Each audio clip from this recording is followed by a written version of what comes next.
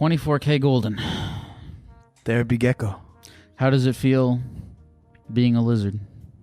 It feels exhilarating. Yeah? I feel my blood pumping, Yeah? my heart rate increasing, Same. my blood getting cold. Same.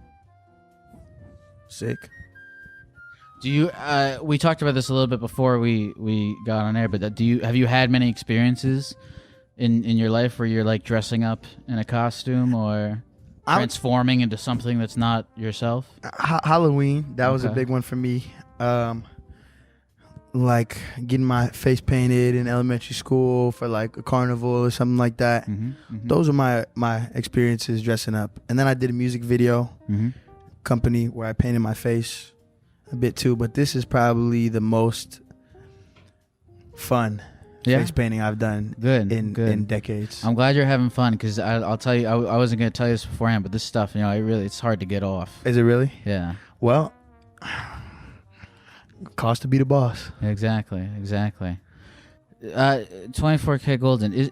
I like to ask people this. Has there been a what has been the most persistent thought on your mind in the past like week? The most persistent thought on my mind in the past week. What a great question.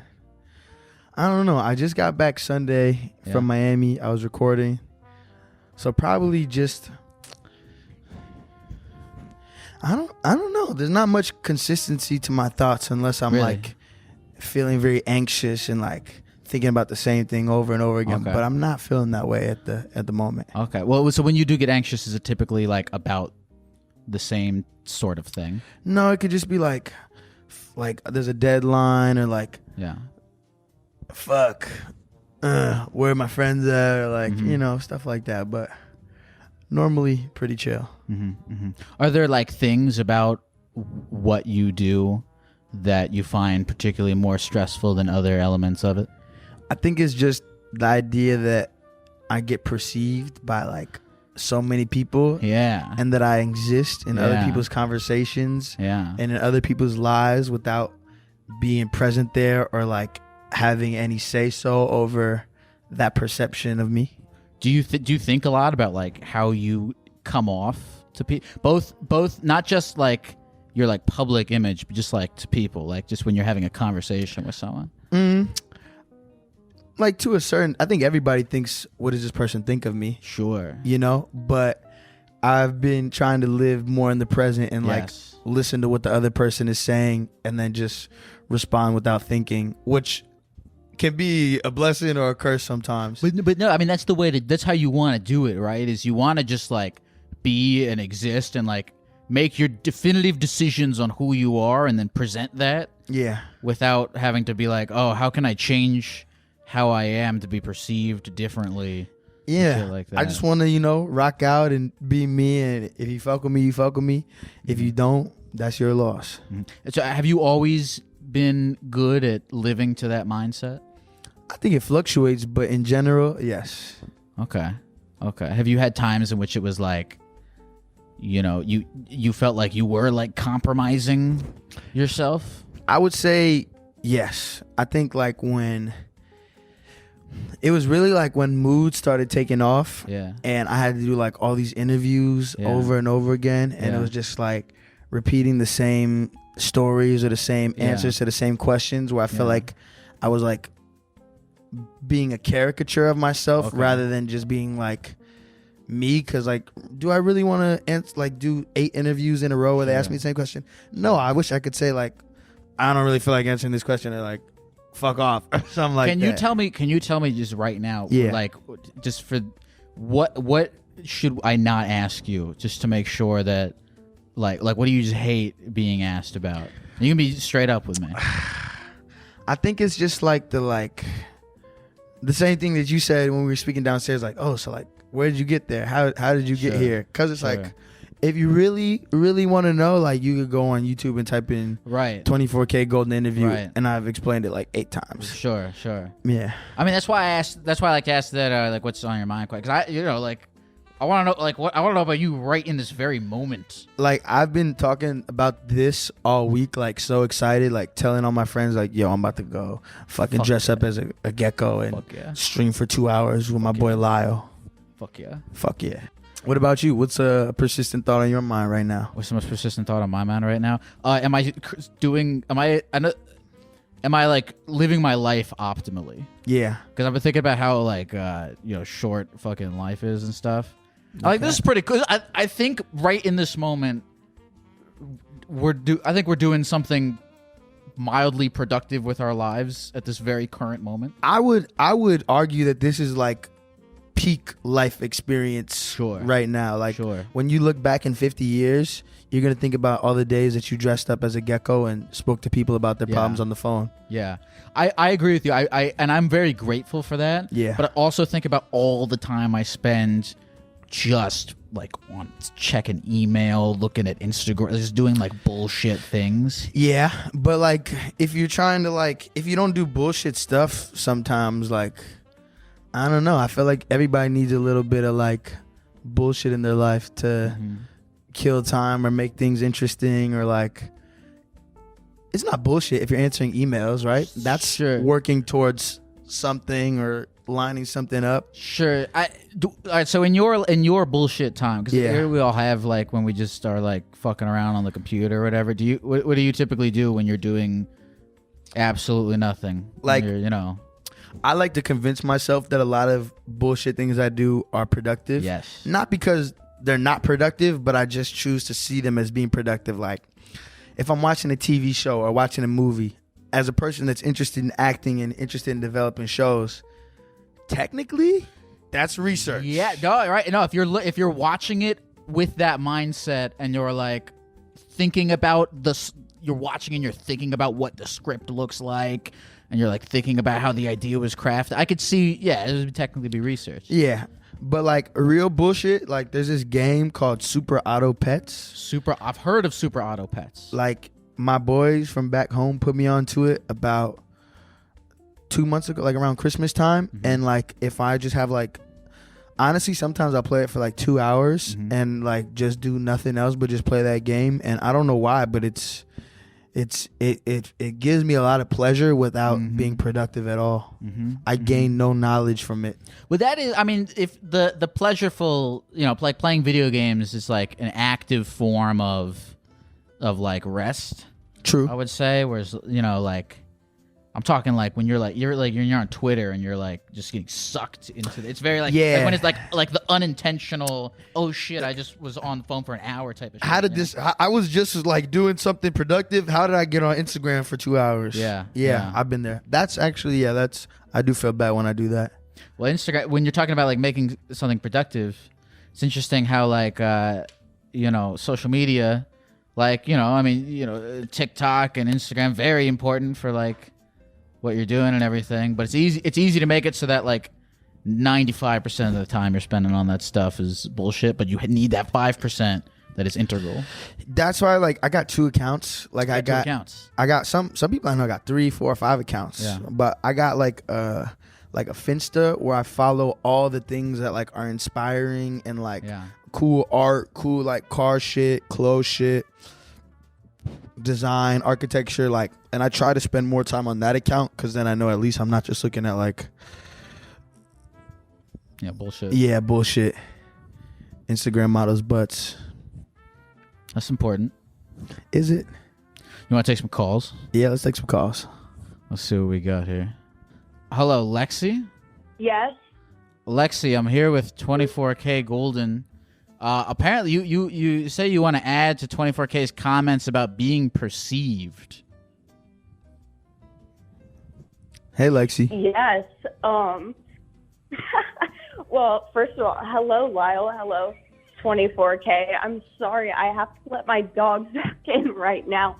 But yes, I completely understand your anxieties on being perceived. I feel that a lot too, especially like I'm very like expressive with my look, especially, but at the same time, it is really hard like going out knowing that people are going to look at me because although, I feel like I look cool as hell, and like I want that to inspire people too. It's just, it's like nerve-wracking going out that like, no matter what I do, people are going to look at me because, well, I mean, especially when you live in a small place and you dress like quite drastically different. I have a question for you, Lexi. Come on. Were you talking to me or the dog? I'm sorry? Oh. What is this expressive look? Oh, sorry. I'm calling them. What do you look like? What's your aesthetic, Lexi? Okay. Well, I am half Indian, but I have a bright red mullet, and I change my hair color quite. I like to do heavy eyeliner. I like to dress pretty alternative. So, you're on your like Euphoria vibes, would you say? Well, I would not say I like to party that hard in that sense, but definitely aesthetically, and vicariously through the show, I guess. And what are you worried about as far as being perceived? People judging you or not liking you for how you look?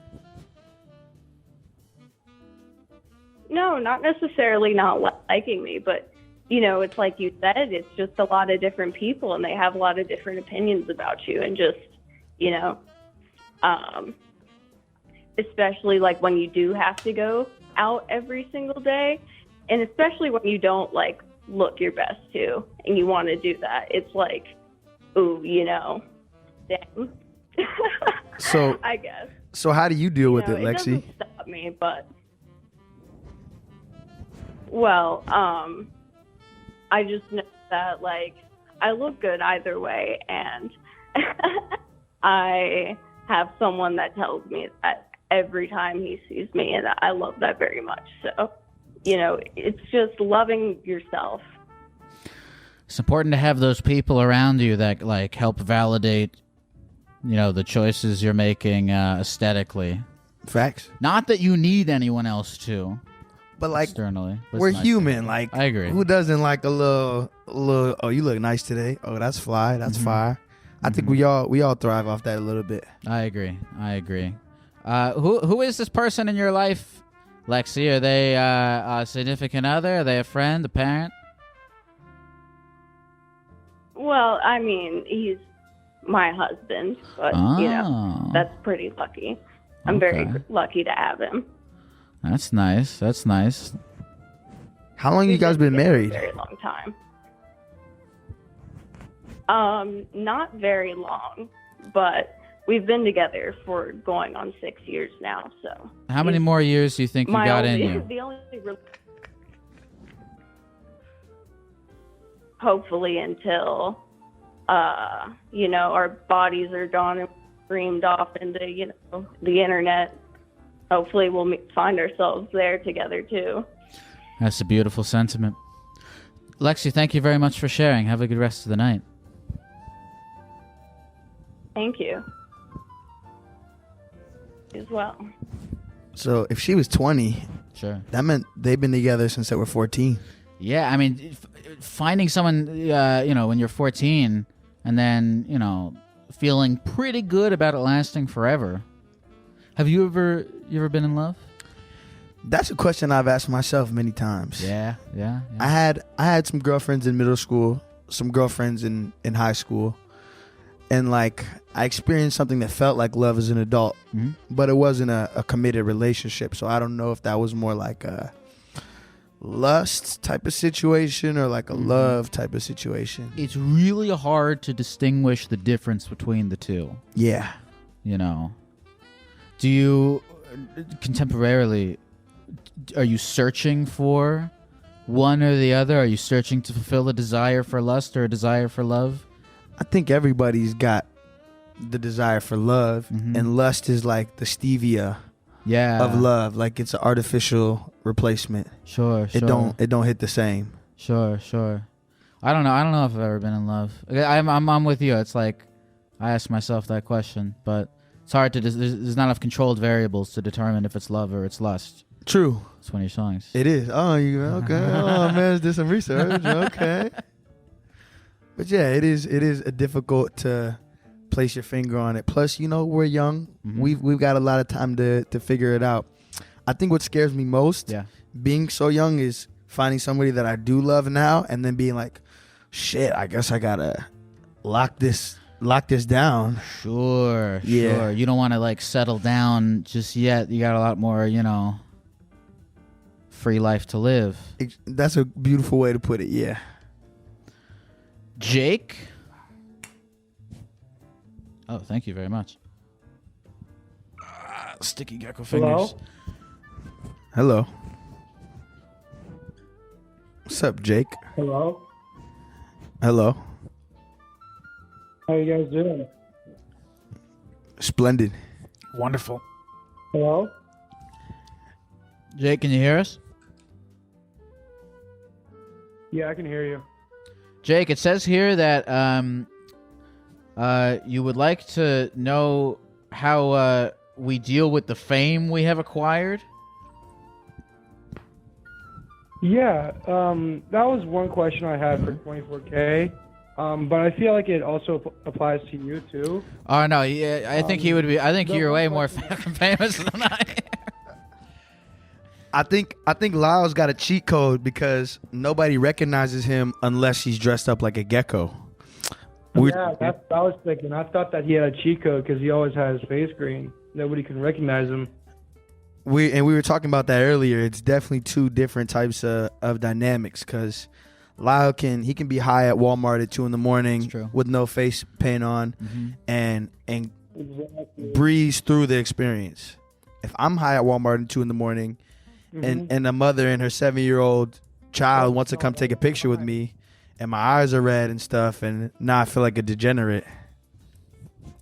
Have you had moments like that where you like have been recognized and you're like, I'm not in a headspace to like be 24K Golden right now? Yeah, but I normally just take the picture anyways and then like think about it, overthink about it while I fall asleep. Yeah, it's hard because like you want to be grateful, but you're also, as you say, human like everyone else. Yeah, and I'm getting better at being like, hey, I'm not taking pictures right now. I'm sorry. But if it's like a kid, I always feel bad. Like I always take the picture.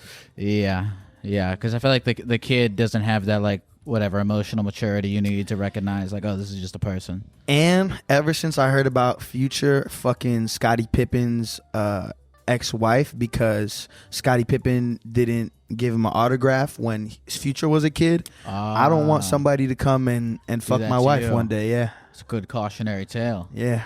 Josh, you said here that you also would like advice on how to lose weight. I think his name is Jake. Again, Jake. What did I call him? Josh. Jake and Josh. Jake. It says here you would also like advice to lose weight. Another question better directed at 24K. Jake, are you here? Yeah, I'm here. So long story short, I'm in college right now, and I basically have unlimited meal plans. Oh, shit. And for me, my family is already predisposed to like type 2 diabetes and being very easily, really easy to gain fat. Yeah. I was a chubby kid growing up. I didn't have the figure that I wanted to. And I think a couple of... You okay, Jake? Yeah, I'm all good. I didn't always have the figure I wanted to, and a couple of the things that got me to this point were one, accepting that it's gonna take time. It's not an overnight thing to have the body of your dreams. It'll probably take a couple years. It says here you're 19, so you still got testosterone flowing through your body. You could go to the gym and you'll be able to put on some muscle. But most importantly, besides working out, it's about what you eat. Now, I also was in college, and I had some pretty good meal plan situation too. And it's hard to pick the healthy options when you got chili cheese fries and unlimited frozen yogurt and a mac and cheese bar in front of you. But those choices compounded over time, that's how you get looking like motherfucking Michael B. Jordan, Jake B. Jordan. Yeah. It's just time and discipline. That really clears it up a lot. Just, be patient with yourself. A lot for me. Thank you.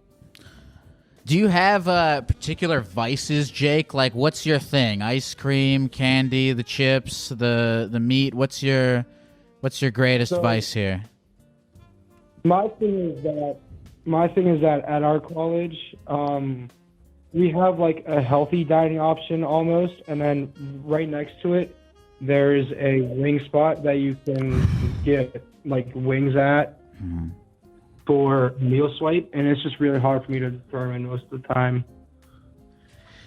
It's so hard when this shit is like so easily available. Yeah. Like if you can just like lock yourself in your room and like only have grilled chicken in the kitchen and stuff, then it's a little bit easier. But when it's just right in front of your fucking face like that, how you gonna say no to the wings? How you gonna say no to the wings?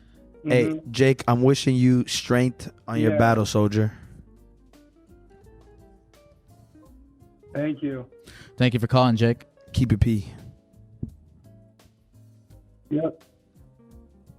Do you have certain foods that you're weak for? I got like a crazy sweet tooth. Like, I love desserts like ice cream, oatmeal raisin cookies, lemon pie, tiramisu, cheesecake, anything with caramel on it, kettle corn. Those are my like top 7. Do you fuck with like candy, like Hershey's, Reese's, like the type of shit you get at 7-Eleven? So I grew up right across the street from a 7-Eleven. Yeah. So all that was always there and available to me. And like I used to like run it up, hence being a chubby kid. But then when I got to a certain age, like chocolate started to make my skin break out. Oh, no shit. And I like being a pretty nigga more than I like eating Snickers and Reese's. So I had to make my choice. That's good. Oh, do we have to? We're doing a mic switch.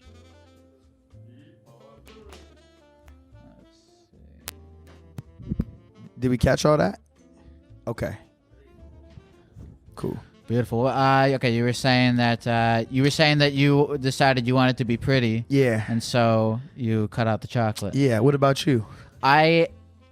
This might be terrible, but I think I really made the decision. I was like, I could either commit to cutting out all the stuff and look good. I don't care about how I look anymore. Yeah. I think. Well, we're dressed as geckos, man. Like, you're good. It's like I kind of look the same in this. This is how most people who see me see me. You as, So, and I kind of look the same whether I'm thin or I'm not. So it's like, what's the point, Well, I want to be healthier. It's up to you, It's like, I think that like everybody should strive for health. Just in case, like if the zombie apocalypse came, wouldn't you want to be a survivor? I'm fucked. Yeah. Well, if I maybe not, because then I would be a survivor in the zombie apocalypse world, and then the roller coasters at Disney World wouldn't work, and most of my friends would be dead, and I don't even know if it's a world worth surviving in. But what if you're like the last guy on Earth, and it was just like a bunch of like hot like zombie slaying babes, and they needed you to repopulate the Earth? I have always wanted to have sex with a zombie. Well, no, not the girls aren't zombies. They kill zombies. Oh. Let's take a call. Aiden, or is that you? What's going on? Aiden, it says here that you just got friend zoned for Valentine's Day, and you would like advice on how to get out of the friend zone. Yeah, me and my best friend. His name's Riley as well. He's with me. You guys both got friend zoned? Yeah, both by different girls at the same time. Are the girls friends? No, they are not. Okay, I was thinking there might be a conspiracy afoot. Right. Well, all right. Tell us this. Let's focus on you. Let's focus on you before we get to your friend. What's the name of this girl you said? You said her name was Riley. Or that's your friend's name? Her name's Taylor. Taylor? What do you like about Taylor? Oh, my friend's name is Riley. Girl's name is Taylor. Okay. What do you like about Taylor? She's got a great body, obviously. Obviously. It's really about it. She's really hot. I don't think you really like her, bro. I think you just trying to fuck, which is cool. Not wrong. Not wrong. But you know, are you in the point of your life where you're looking for a relationship? Or are you just trying to bust a nut? You know, the last couple of girls I've been with, I've been trying to get into a relationship with, but I don't know. It's kind of difficult because I'm a freshman in college. I'm in a fraternity, so there's massive time constraints. It's just difficult. And how did you find yourself in the friend zone / how do you know that you're in the friend zone? I know that I'm in the friend zone because last night when I was saying bye, she said, "See you, homie," and then left. So, do you feel like there's ever been any sexual tension between you two? definitely has. So you're not necessarily in the friend zone. You seemed very sure. Like, you responded to that immediately saying there definitely has. You didn't take a second to even think about it. Not even half a second. Oh, yeah, because it's not like me picking it up. It's like everybody else around me as well. I think it sounds like you don't even really like this girl's personality. You just trying to get your nut off. Like, she's cool to hang around, but like... Well, if she's cool to hang around, that sounds like a friend, my friend. Yeah, right?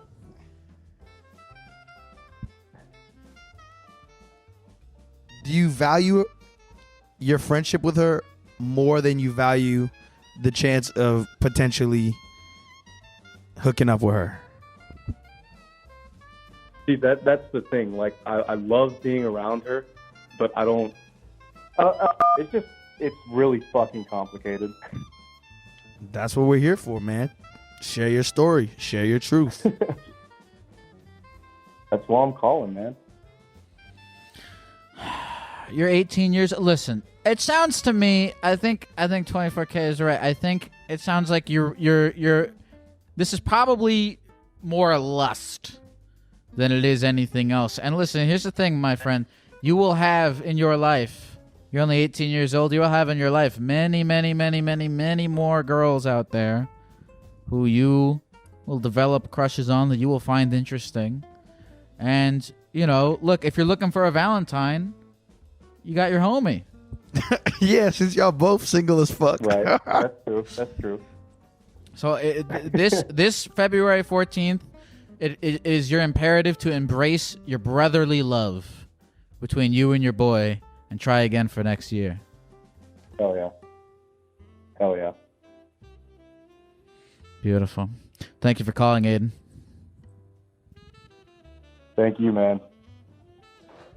We're really changing people's lives out here. Oh, absolutely. Have you dealt with that issue of the friend zone? The friends. I never liked that term. I don't think it's a real thing. Yeah. I think that's a thing that people put themselves into because. Sure. You're either expressing that you want to be more than friends with the girl, or you're expressing that you want to be friends with her. But if you want to be more than friends, why are you pretending like you just want to be her friend? Right, you got to let it be known. Yeah, just it's dishonest. Let your nuts hang and shoot your shot. And if it doesn't go in, hey, it's not the last shot you'll ever take. Mm-hmm. Mm-hmm. E, is that you? Yeah, it's me. B, it says here. You think you're going to be broken up with in 90 minutes. Yep. In about a little less than 90 minutes now, but yeah. So this is a race against the clock for some. I won't be able to watch the rest of your stream, so therapy. I thought I'd call in. And yeah, I'm just trying to run the clock down because I've known since about 2 o'clock, so. Why do you think you're getting broken up with? He didn't text me back for about 2 days, and then I finally got a hold of him today, and he told me he had a lot on his mind, and told me that he wanted to talk at my place tonight, and I know what that means. So, and also I asked him directly, "Are you breaking up with me?" And he didn't respond. So, there's also that. Do you think you were a good girlfriend in this relationship? I think I was. I think I tried my best. I think I've tried my best. Do you think he was a good boyfriend? Yes, I think he really was. Well, I got one solution. You want to hear it? What's that? Yeah. You break up with him before he breaks up with you. Ooh, you can't fire me. I quit, baby. Exactly. Yes. That would be good. That would be good. And what do I say? I got a lot on my mind. Can you come meet me after work at my place so we can talk? He already did that, though. He's coming over. I know. You just got to like treat it like it's a reverse Uno card and just hit him with the same medicine. Right. You could literally just text back saying, "Hey, can we actually meet at your place? Because I have a lot I got to talk about." Flip the location. Negotiation 101. Exactly. Reestablish the location. But I mean, B, like, okay, you're 20, you're 22. How long have you guys been dating for? I think about a year. Okay. And I mean, like, what else, like, non-relationship We've known wise? each other since high school. Okay. Well, non-relationship wise, like, what else is going on in your life that you're excited about that perhaps you'll have more time to pursue or work on now that you're no longer in a relationship? I'm graduating college in May. What are you studying? And I'm trying to move to Seattle next fall. I'm studying theater and film. Boom. Now you got time to work on your scripts, work on your self-tapes. Use this as creative, emotional energy. Yeah. He's also a musician, so. Delete his SoundCloud page.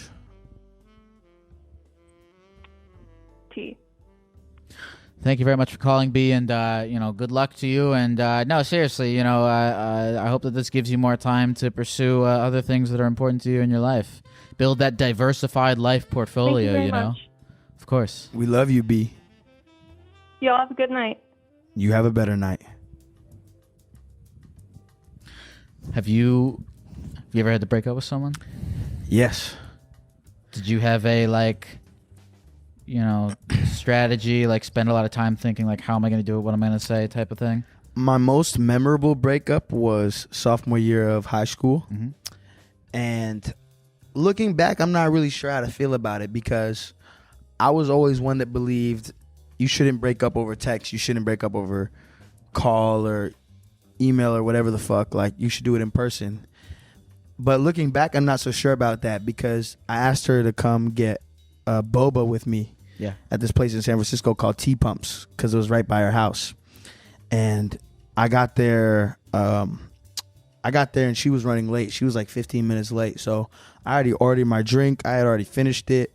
And she was coming there thinking that we were going to have like a cute date and drink some boba together. And I just was like, hey, I don't think this is working. I'm breaking up with you. And then I just left. And then she told me later that she was just crying in the T Pumps and she couldn't go there for like a year after. So I don't know if a text message would have been better in that situation. Well, it's like whether or not, I mean, she would have probably had to she probably would have cried and processed her emotions either way. I think it's good ultimately that you didn't do a text message. Okay. Okay. Yeah. Thank you for that external validation. Oh, when I had a girlfriend right before I went to college, and she drove over to my house in the rain, and she came in, and she was all like wet. And then you broke up with her? I broke up with her. And then she had to drive back home in the rain. Drive back home in the rain. That's like the most depressing thing ever. It's extremely depressing. But she's doing well now. Do you check in on her? Like look at her Instagram every once in a while? Yeah. You know what? she just she sent me a Snapchat the other day saying like, hey, I know we haven't talked in like 5 years, but it's cool to see you doing this gecko thing. Yeah. And I was like, thank you very much. I hope your life's going well. And she's like, yeah, it is. I'm like training to be a scientist or something. I'm like, great. Everything all works out well. Do you get a lot of girls interested in you because of you that you're the therapy gecko? At the very least, more than I would imagine, because it's not a very sexy identity. But I think it shows your personality. You have a great personality. Thank you. Girls like personality. Thank you. I like well, it's sort of like, I think people are attracted to the idea of like not caring about what other people think enough to like, whatever, dress up as a gecko and put yourself out there. I think people are attracted to like people who are good at like putting themselves out there like that. Yeah. Have you ever like hooked up with a fan?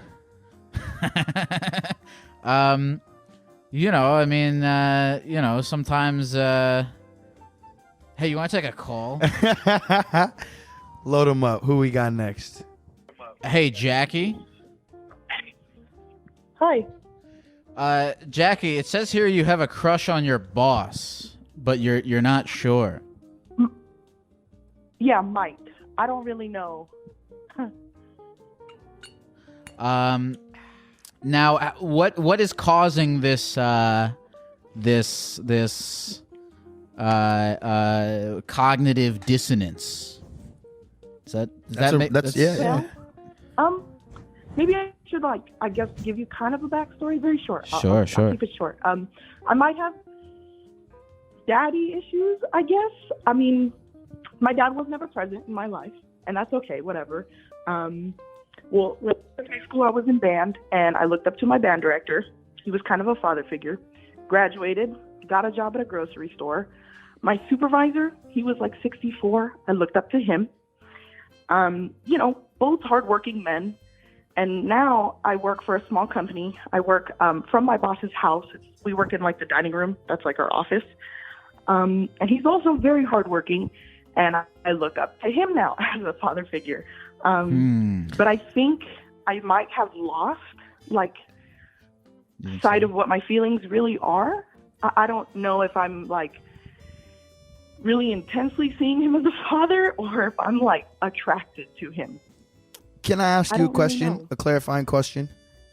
Sure. Were you attracted to your band director or your boss at the grocery store? No, I was not. I know for a fact, no. So what makes this different? I don't know. That's a good question. Daniel, sorry, maybe I shouldn't have said that, whatever. My boss is kind of what I think I look for when I want a boyfriend or husband or whatever. But I don't believe that any guys my age exist like him anymore. He's just, I don't know, he knows everything. He works on cars. He helped me fix up my truck. He's come over to fix my toilet. Like, I think it was like leaking water or something, and he fixed it. And he just knows how to do all this stuff. And I don't know, he's super helpful. And he and his family are just super nice. So I do feel kind of guilty having a crush on him, if I do. And if I don't, then, that's fine. And maybe I just really look up to him intensely as a father, if that makes sense. Why do you feel guilty having a crush on him?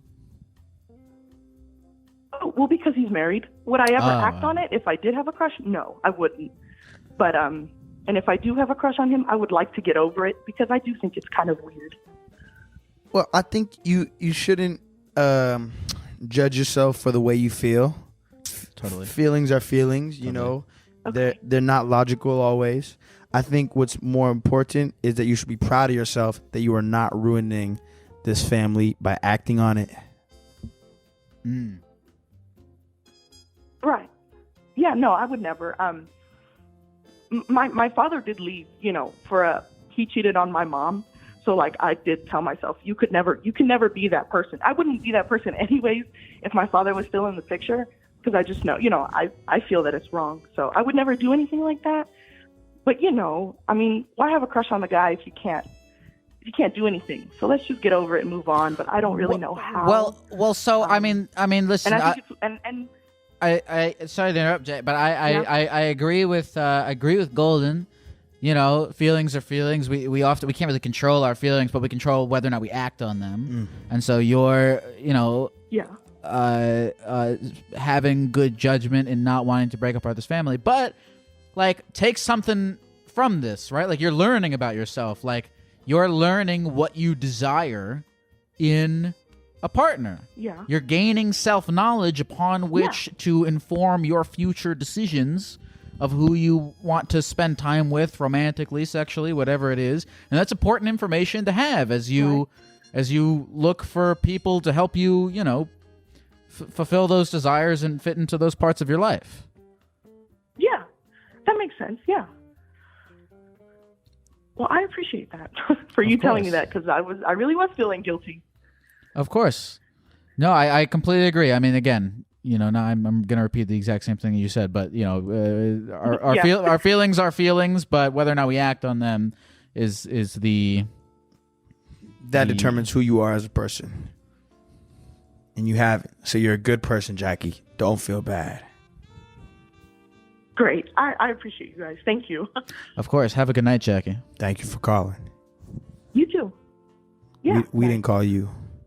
Oh. Well, I don't know if she's a good person. I don't know if she's a bad person. Well, in that one instance, used good judgment, but she might be a serial killer or something. Sure. And we don't know. Do you believe in like good person, bad person?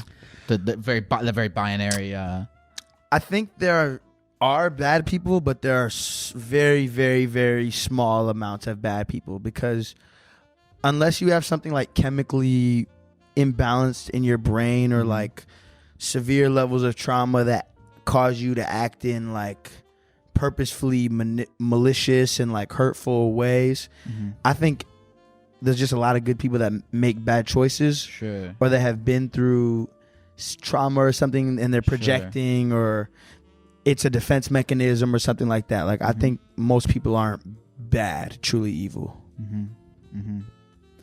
I've been thinking about we can go deep with this, but like I've been thinking about the idea of like, do you subscribe to like reincarnation or like, okay, this idea that like we're all, when we die, we all go into this pool of stuff, this energy. Yeah. And then when things are born, they are born of that pool of energy. So therefore, I'm you, you're me, I'm everyone watching this is me. How do you feel about that concept? I think even from a scientific standpoint, that makes sense. Like the water we drink is the same water that the dinosaurs drink. Yes. And the air that we breathe is the same air that people thousands of years ago breathed. It's just it's a big recycling situation. So then, if I'm you, you're me, wherever, everyone's everyone, blah, blah, blah. Yeah. Am I also all the bad things everyone has ever done? And therefore, I can't judge other people on all the bad things that they've done or praise, because I do those things because I am them. Well, you don't do those things. Well, but if I'm, do you but if do I'm, those things? Well, no. But if I'm you, yeah, and you do something bad, yeah, I slap a baby. Then if I'm made of the same stuff as you, did I also slap the baby? But you're not. Do I have the room to judge? You're not me right now. We're just made of the same stuff. So what you do with that stuff is individual. And when you die and you go on the ground and you decompose and you're eaten up or whatever, however that shit works. Sure. It's like recycling. It's like, okay, if you throw a can on the road and it gets littered. I don't know where I was going with that analogy. Well, I know I kind of see what you're saying. Like, okay, maybe the stuff that I'm made of is different from the pilot of the stuff. Exactly. And the pilot is unique to the individual, and the pilot is the one responsible for making the decision. Boom. I could subscribe to that for sure. I can subscribe to that. That's a good point you made. Just because I've been thinking about that a lot lately. Yeah. That's a good counterpoint. Hey, Caleb. Yes, sir. It says here that you prefer sex toys to being in a relationship. Yes. You told the call screener that you're a virgin and that you're convinced that you wouldn't enjoy sex as much as the time that you have with your toys. Tell us about this. Okay, so like my mom always told me, you know, go out to the bar, you know, go out and see some girls and stuff. And I prefer just to stay at home, you know, with my collection of sex toys.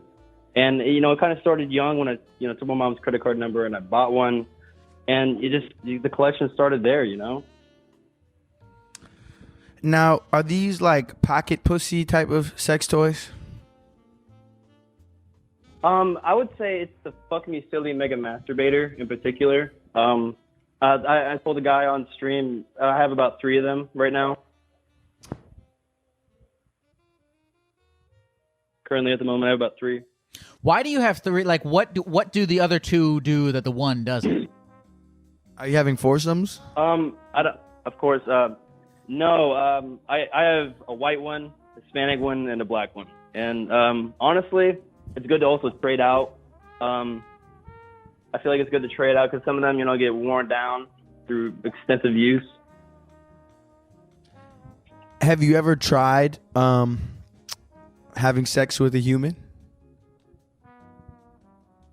You know what? I had a dream, but I realized that, you know, it was actually just a blow-up doll. It just was a human-looking blow-up doll. And ever since that dream that I had when I was younger, it just kind of is just a nightmare to have sex with actual human beings. Like, somebody who can talk to you. Like, I don't want somebody talking to me. I just want to fuck you, you know? So, okay, all right, so this is Caleb. So, and you know, look, be honest with us. Is there a... Have you attempted to go out and have sex, or are you having trouble finding people who want to have sex with you? It's not even that, because I do definitely have friends that are girls. It's just kind of like a thing where, like, I'm in control, you know? Sure. It doesn't matter what position, whatever you want. I'm the one who chooses the position. You know, I can go as fast as I want, you know, and I could have multiple of them set up at the same time and just go from each one and go, you know, go back and forth kind of thing. What if I told you that you could find that same experience with another human being? Would you be interested in that? Okay, but like, listen, I'm not like Bobby Shmurda. Like, Bobby Shmurda's out here having 3-ways. I'm not Bobby Shmurda, you know? I can't just go out and have that. Let me tell you something, Caleb. Let me tell you something, Caleb. Have my collection, you know? There are average-looking guys all across the world that are having 3-ways. There is no reason why that can't be you. Okay, but have you ever tried a Fuck Me Silly Mega Masturbator? I can't say that I have. You know, I can't say I have either, which is why I'm intrigued, though. Which is why I'm like, I mean, look, who's to say I might not try the Fuck Me Silly Mega Masturbator and be like, you know what? Caleb was right. Yeah, fuck it. You know, I'm never going out to talk to people ever again. I'm just going to do this. I think one of the biggest things, you know, was me growing up. You know, a lot of the guys around me were like, you know, collecting Legos and stuff like that. But I was collecting like things that I could stick my dick in. Like, I would have like mangoes that are a couple, you know, months old that I would, you know, preserve in plastic bags. And, you know, then it kind of just got where I, you know, was working for myself. And then I just kind of started investing in, you know, those Fuck Me Sillies. And there's a lot of, you know, different kinds out there. But I prefer the Fuck Me Silly Mega Masturbator out of all of them. Because they have, you know, a pair of tits on them. So you can, like, play with the tits. And, you know, you could do...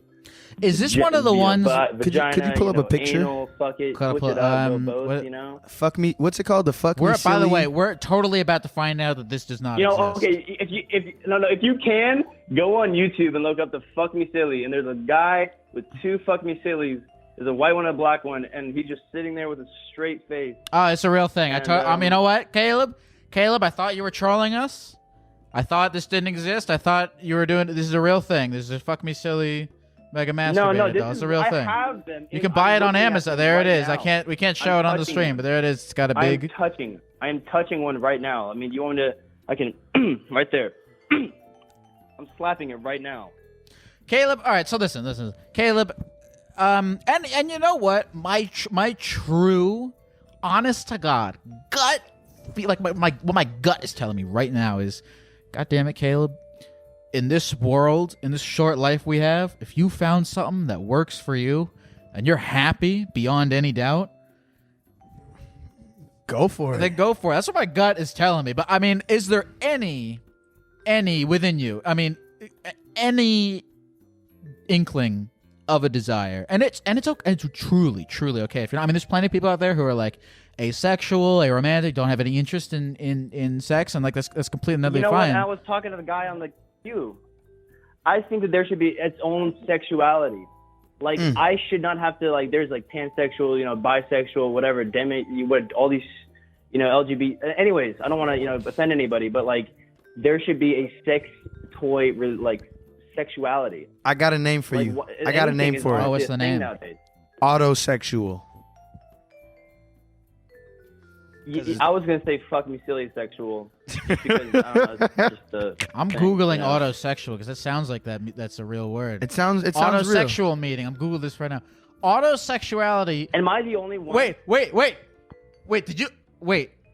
Golden, did you come up with that out of nowhere? Yeah. Golden, I just googled it. Autosexuality, according to WebMD, means people who are more attracted to themselves than to others and prefer masturbation to sex with a partner. Caleb, my friend, you are valid.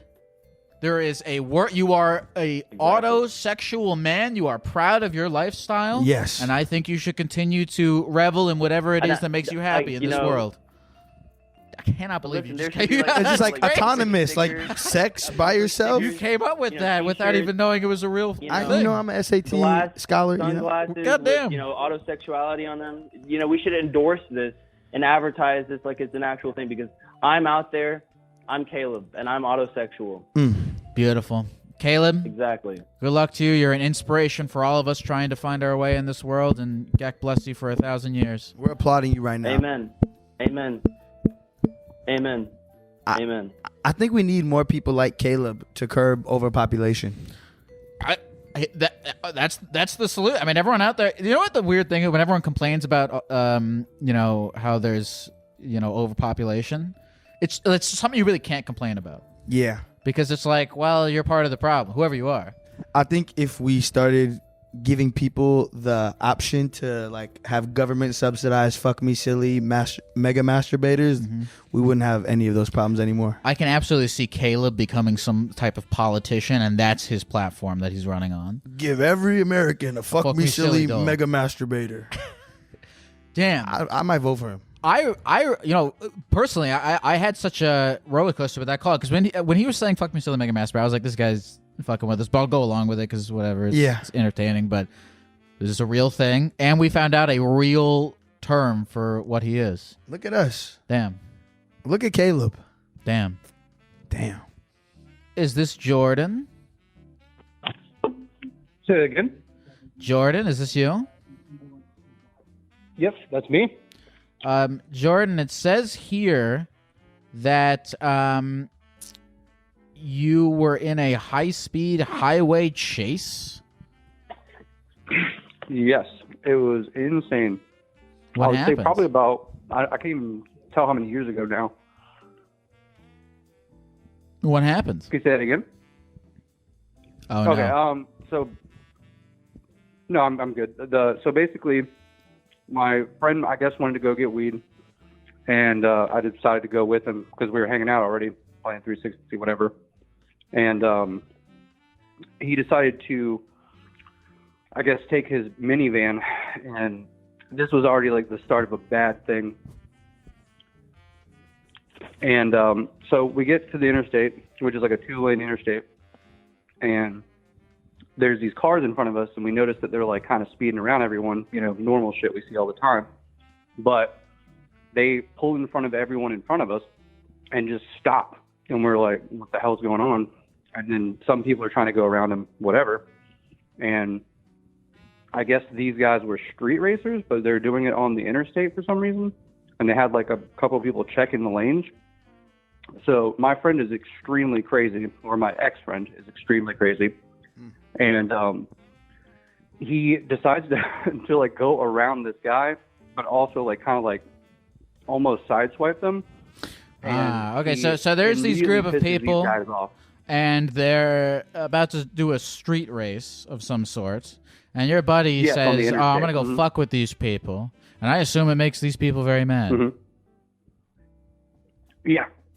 He's insane. Okay, and so did you end up racing the street racers? Actually, technically, no. But what he did was push around them, and they kept trying to get in front of us, and they started brake checking us at like 50, 60 miles an hour. And then he would go around them and brake check them. And mind you, these guys are all in like, these little sports cars like Civics and, Mitsubishis, and he's in like this fucking like green box van. So and what were you doing while he was participating in this tomfoolery? Losing my mind. I was like, dude, I don't want to be in this fucking car anymore. I was like, just pull over and let these fucking guys go, so like I don't die here, because this is getting out of control, and it gets worse. He refused to listen to you? Say again? He didn't listen to you? He didn't respect your wishes? Hell no. He's kind of an asshole. That's why I don't hang out with him anymore. Not a good friend. Putting you in a dangerous situation like that. There's so much I could say about the guy. And Jordan. All right. So you said this happened many years ago. You had this friend. He wasn't paying attention to your wishes, and he was, getting involved in the street race. But I mean, tell us about today, Jordan. Do you have more friends that you feel do respect your wishes? Did you eventually find your people? Oh, for sure. Yeah, I have 3 pretty close friends that I don't ever have to worry about. They're the ride or die people for me. And do you still feel like you're affected by this incident or this loss of friendship? No, I'm totally fine with never hanging out with this guy again. He really kind of didn't do anything after that. And I think he just kind of like sifted into obscurity. Never really heard from him much. Well, but it sounds like it actually, that whole thing goes a little bit further. It sounds like, though, you found your people, you're still kicking, and you don't have any negative after effects from this incident. So yes. I would say that you ended up on top of this situation. Oh. What happened? What happened? I was going to say the only thing I can think of would be like a certain car anxiety that I have now. Oh, well, because, look, here's the thing about car anxiety. And not to cut you off, but here's the thing about car anxiety, whether it stems from a particular situation that you get, it's very justified. Very much. Cars are crazy. Like, who said we should be allowed to drive these 2,000-pound metal blocks at speeds faster than any human could run? Like jousting them, one lane is right next to the other lane. I mean, it's fucked up. So I mean, we have a kind of a theme going tonight. Maybe I always try to surmise some sort of theme. Negative experiences upon which we gain knowledge. Experience, perspective. Those aren't necessarily negative. So you've gained a nice cautiousness for what is a incredibly dangerous situation, driving a car. Yep. And further perspective on the type of people you do wish to not hang out with. Yeah. So again, I think you might have ended up on top of this one, Jordan. I think you guys would hear it a little bit differently, because we that whole thing continued to happen down the interstate, and we get to a point where there's an off ramp, and like we are brake checking each other, and I'm sitting here like, stop, like, stop doing this, like, you're obviously pissing off all of these, clearly a club of racers. And we get to the off ramp, and they literally go around us and box us in on the off ramp. And these guys literally stop us from being able to back out or move. And they start getting out of their cars with bats and guns. And literally that's where like the anxiety started coming from, is like just being trapped and not being able to get out of the situation. And he's freaking out too, because he's like, oh shit, I didn't think this would go that far. And I was like, you're a fucking asshole, why'd you do this? And these guys are like walking towards the car, and the only cool thing he's ever done, he like pulled where the car was on our right in front of us. He went to the right, like northwest or northeast, I guess, sorry, and he like sideswiped the front of it and like drove away. And they chased us past that point for like another 2 exits, and we got off, and they didn't follow us after Well, let's see, Golden. What's our positive spin on getting held at gunpoint? You have gun anxiety now too, which is also a very dangerous thing, because guns are dangerous as well. The point is, Jordan, is that, you know, fuck your friend, and, you know, being held up at gunpoint in this car. I mean, it could be the best thing that's ever happened to you. Yeah. I mean, I hope so, because I definitely don't hang out with people like that anymore. So I found the good ones, I guess. See, there's a positive. There's a positive to be found in that situation. Thank you for sharing, Jordan. Have a good rest of the night. That was intense. It was very intense. I mean, I've gotten calls, and I've talked to people just in my life who say that they have car anxiety, and it's like that's almost like it should just be a given to have car anxiety. Like cars are fucked up. Have you ever been into a car accident? Yeah, I've been in a car accident when I was I totaled a Prius. Oof. I totaled my Prius when I was like 16, and I was like sitting there like next to the broken car or whatever, and some fucking guy drives past me and he yells at his window, "That's what you get for driving a Prius." I was like, all right. Well, that's what you get for driving a Prius. That's what I get for driving. That's a what Prius. you get. They're good cars, man. They are good cars. They're good for the environment. I'll give you that. I crashed the first car that I ever bought. Oh yeah. The day after I bought it. Really? It was a baby blue Toyota MR2 Spider, convertible 2-seater. I was feeling like the fucking man. Didn't have collision insurance yet. My mom said, "Don't drive it till you get collision insurance." And I said, "What am I gonna do? Crash?" and then I crashed. Yeah, and yeah, that was a great learning experience for me. How bad was the crash? Did the car get totaled? I totaled it. And then I spent just as much money as I did buying the car fixing it. So that was also a learning experience. Like sometimes you just gotta cut your losses. If you have any gotten any car accidents since? No, thankfully I've not gotten in any car accidents since. It's because you got that car anxiety keeping you staying sane on the road. Exactly. Car anxiety is a blessing in disguise. Let's see here. All right, Golden. I'm gonna give you this option. We have. I'm looking at these 2 calls. I'm thinking about. We have Jake, who recently sent a home security video of his friend butt-ass naked doing diarrhea on the porch, and he's debating posting it to TikTok and wants advice on what to do. Or KD is having a relationship with his baby mama. Ooh. We got baby mama drama or diarrhea video. TikTok diarrhea.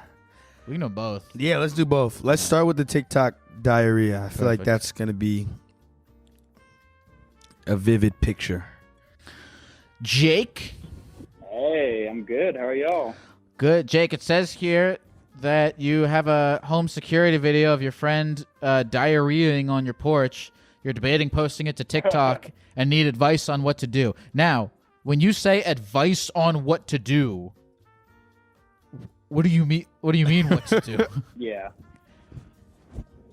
Well, so it's my brother's video from his porch, and me and him are the only 2 people that have this video.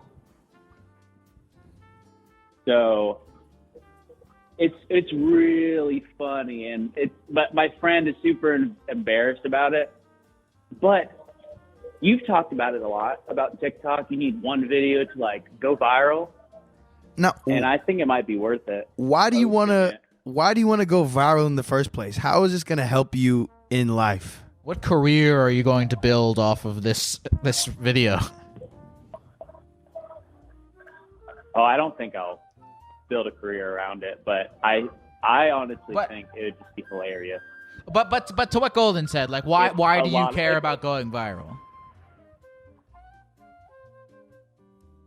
I just want people to see this video because it's so funny. So you just want to shame and publicly embarrass your friend on the internet. That's not a very nice thing to do. I don't know about shame, but share. He's gonna be shameful. The experience, I guess. He's gonna hate you for that. I almost get this sense, Jake, that and this is like a very pure thing. I think you are looking at this from this like so in your mind, you're like it would be actually more selfish. This video is so funny. It would actually be more selfish not to share it with the world because it's just that funny. I feel like that's the place where you're coming from right now. That exactly. And the best part about it is the sound of the video of what kind of poop he is actually doing.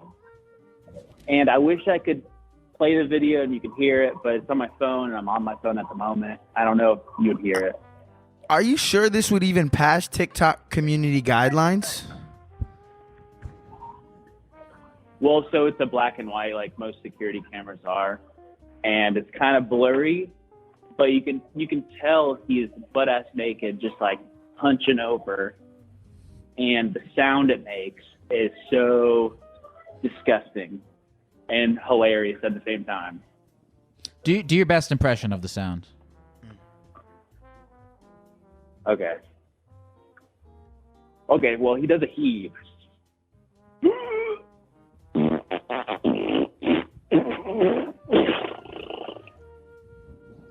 It sounds very satisfying. You're way too good at that. Did you rehearse that? I did not. A natural. You know that isn't there something in music where like you can hear a tune and you can perfectly like, you know what I'm talking about? Perfect pitch, like he could replicate the notes perfectly of the diarrhea experience. You have that, but only with fart diarrhea sounds. Yeah. Well, I take that as a compliment. Did your friend give you permission to post this video on TikTok? Well, no, he did not, but I feel like I might be able to convince him. If he's cool with it, the most, and you feel like the world needs to see it, then you got to do what you got to do, brother. And I want to tag y'all. Don't tag us. I have no interest. I have no interest in seeing the video. Yeah, no. Here's what you do. What do you think of this? Here's your pitch. We're going to make T-shirts, okay? We're going to monetize this heavily. We're going to get a brand deal with Charmin. Yes, Lord. And there's going to be a significant, and you know, obviously the cut is going to be 50-50 between you and your friend, but he's going to get 50%. And you got to really sell the monetary incentive of posting the video. I think that's how you'll convince him. Yes. Okay, yeah. You call gotta him, really call him the diarrhea dude. That's already alliterated. Dude. Yeah, DD. Diarrhea dude. You know what the funniest thing is? I mean, it's not funny to him and probably the person, but he was in bed with somebody, and I don't know if he was like blackout drunk or sleepwalking, so he doesn't really remember. He doesn't remember at all, but he went back into the bed with this person. And I still don't know if they got just got all gross and went back to sleep. And they woke up and was like, all right, I got to leave. Tag them in the video, not us.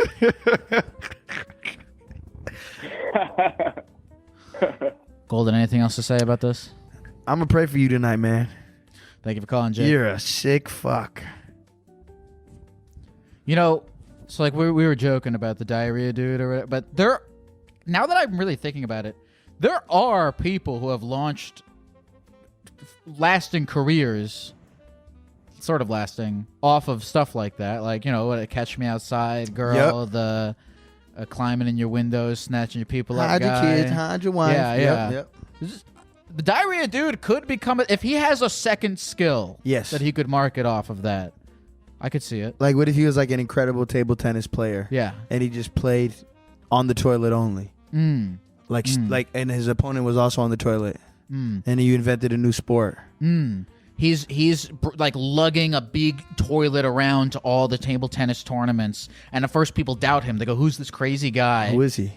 And then all of a sudden they're like, oh, fuck. And then he blows away with the skill. Yeah, now I respect the toilet man. Now everyone else, and then he starts the trend. Everyone else starts being like, oh, well, if this guy's so great and he's on the toilet, then we got to be on the toilet too. Exactly. Yeah. And he sells his own Diarrhea Dude toilets. Yeah. In Dick's Sporting Goods all around the country. Yeah. And now it's a 6, 7 figure, 8 figure empire. This is all part of this guy's pitch to his friend. That's why she posted the video. Yeah. Is dude, I if you're cool, I'd love to keep taking calls, but before we do, is there anything you want to like plug or tell the people? Anything you got going on, music wise, career wise? I mean, hey man, I'm not here to sell anything to y'all, but if you like good music, check out the Spotify, check out the Apple Music. I got a song coming out. What's today? Wednesday? Today's Wednesday, yes sir. I got a song coming out tomorrow at midnight. It's called Options. It's your option if you want to listen to it or not. If you don't, you'll just be depriving yourself from some good tune. But if you do, I fuck with you. What day did you say it was coming out? Tomorrow, midnight, EST, 9 p.m. Tomorrow PST. midnight. Okay, cool. Yeah. So and Apple Podcast, It's Apple, Spotify, all the YouTube, places. all the places. Options by 24KGOLDN. Go check. Is you putting up a YouTube video for it too? We're gonna shoot the video after it comes out, but yeah, there will be a video eventually. Fuck yeah. Options by 24KGOLDN. Check that out. Thursday, midnight Eastern Standard Time on Spotify, Apple, all the places you find good music. Check it out, man. Check it out. Beautiful. Wonderful. Marty. What's going on, my brother? Hey, listen. Hit us. Yes, it's Marty Marr in the flesh here. All right, Marty. It says here. What's going on? Do you want me to say what it says here, or do you want to tell us? Go on, whatever you want, my brother. I'll go on and explain it. Whatever you need me to do. Share your truth. Share your story, Marty. Share your story. What's going on in your world? Man, my world, halfway upside down right now. I ain't gonna lie to you, brother. I'm from Ohio, Chillicothe. Okay. So, I mean, there's a funny saying how they say around there, I'm from where they stay on their cousins. It's not really that true, though. But what put the icing on my cake today was my German Shepherd fucked my gosh dang Chihuahua. Now, I also have a King Shepherd, which I was trying to get them to fuck, but didn't happen that way. The other thing is I'm hurt. I don't need a therapist. I know the guidelines, but I am hurt. Are you I wanted to talk to the Green God today. Are you an animal breeder or a guy who likes to watch animals fuck each other? A little bit of had to both. know. I'm not gonna lie. What do you Pretty say? thrilling when you get to see life happening in the making. little But bit at the same time, you do want to pup. I got them. They're a little fucked up, these guys here. But like what I intended was my King Shepherd and my German Shepherd. But God has his way. And is your Chihuahua pregnant now? Have you given that animal a pregnancy test? So this is the other thing. I need a little advice. Please. So I got extra Plan B, and I was thinking about a little spoof in the spook. See what I could do with that because I justified it spoof in myself. the I food? asked my pharmacist. If I had to make I asked a veterinarian. I think that's putting something. I think that means Go on, something God. with the butt. Oh, I think. This is my guess. I don't think you can ingest Plan B through the butt. No, not through the butt. I was gonna mix it in her food. Oh, spoof in the food. Oh, spoofing the food. Oh, okay. All Listen, No, just a little, a little rhyme and dime. you said you're an animal I'm breeder. nervous. I'm not gonna lie. I'm nervous. You said you're an animal breeder, right? Talking to the Green God. I am. So it doesn't seem like you have a But I did not problem. intend for my Chihuahua.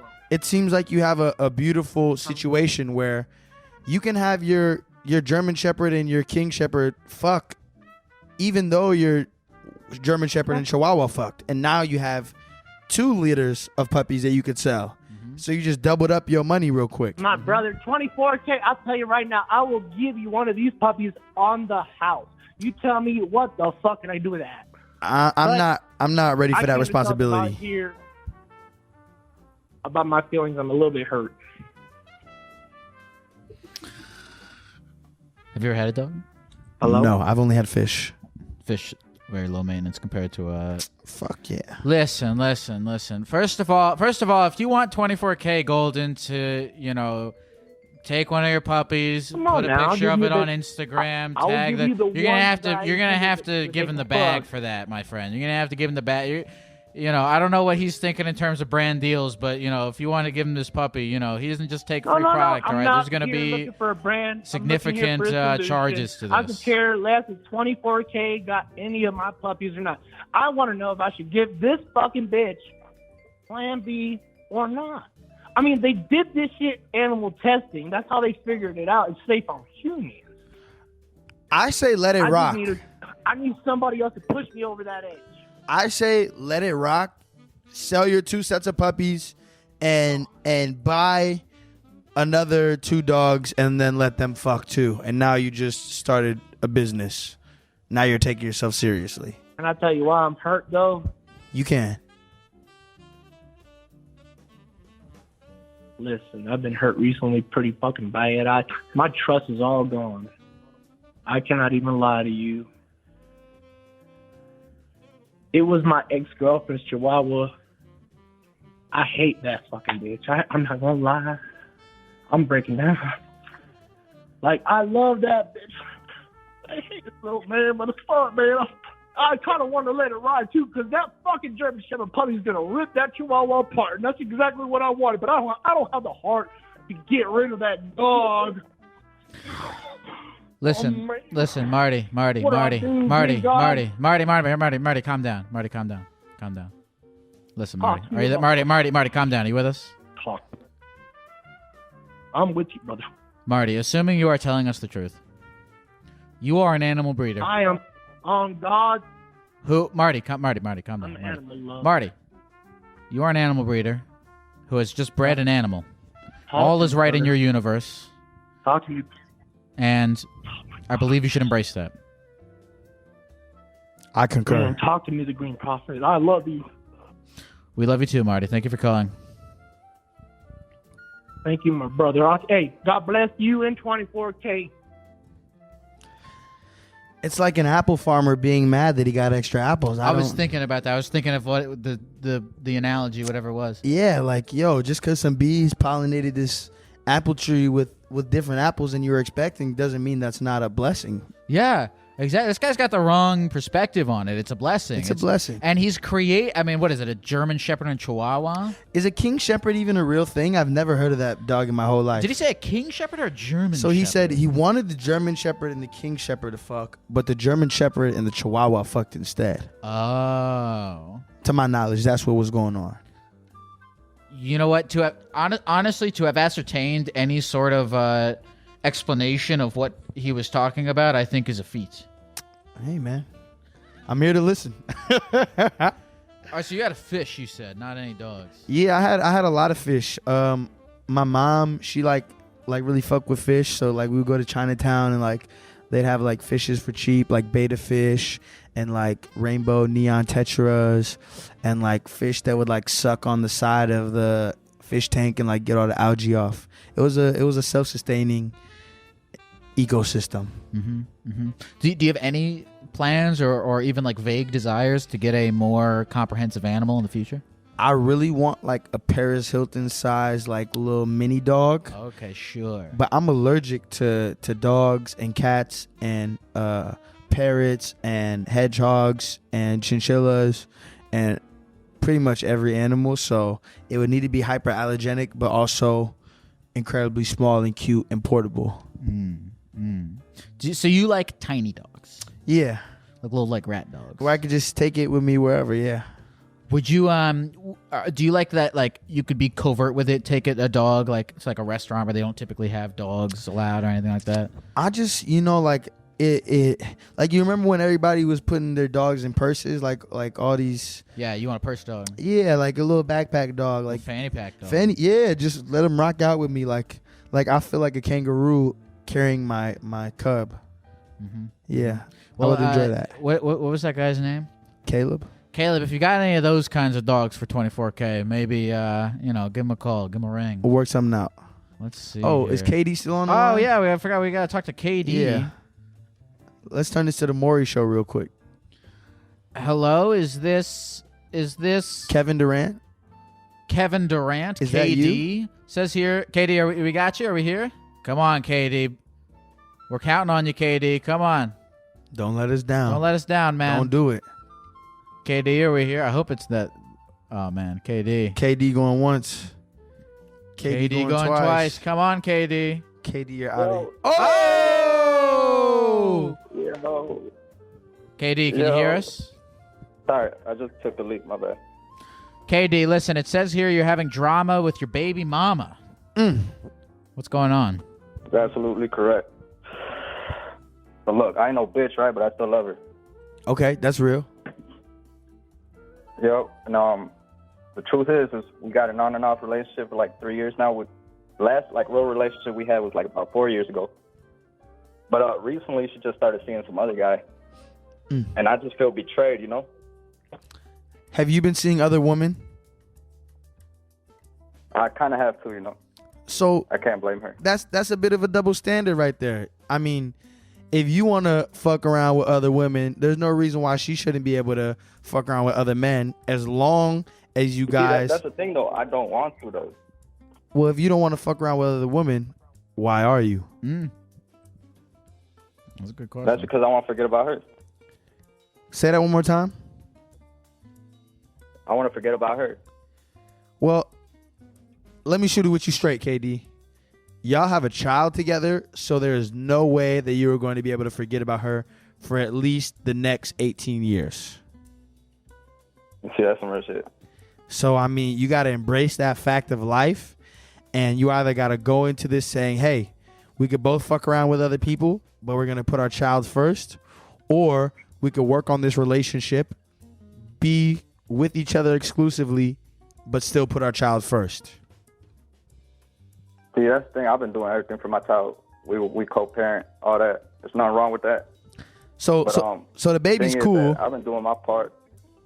Yeah, the baby's cool. He cool. He's straight. But the thing is that I've been trying to fix this relationship for a minute now, and she over here like playing these little games, you know. What type of games is she playing? Like she leads me on, that leads me on scene. And if you get what I'm trying to say. She leads you on and then she leads you off, you said? Yeah, well, she leads me on scene, like type shit like, I could be like, oh shit, we chilling tomorrow, what's up with that? And then she'll come through and be like, oh no, I can't even do that. I don't even fuck with you like that. Now, when it comes to your baby, is she doing these things or only in y'all personal relationship? Can you say that again? Is she doing these type of things when you're communicating about your child? I see what you're saying. Or only about your guys' intimate relationship? Yeah, I see what you're saying. That's when we're talking about us. You got to read between the lines, brother. Like I said, if she's playing these games with you, what is it? You tell me. I think you got to free the bitch. And you guys got to... I got to free her? You got to free her. And you got to do it in a healthy way where y'all can still communicate about your child and co-parent. But it seems like there's a reason why you guys didn't work out in the first place. And just because you had a kid together doesn't mean that you guys are going to work out now. So I think the best thing for you to do is both find loving partners. They care about this child. And now you have 4 parents to raise this kid instead of 2. Yeah. I like that.